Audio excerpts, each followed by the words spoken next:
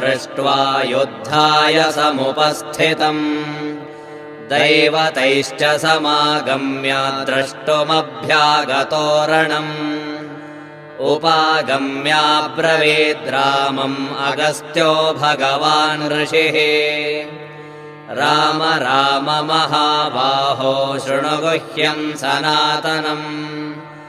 येन सर्वानरेन् वत्स समरे विजयिष्यसि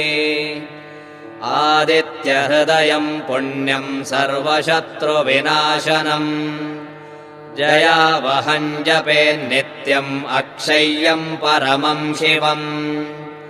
सर्वमङ्गलमाङ्गल्यम् सर्वपापप्रणाशनम् चिन्ताशोकप्रशमनम् आयुर्वर्धनमुत्तमम् रश्मिमन्तम् समुद्यन्तम् देवा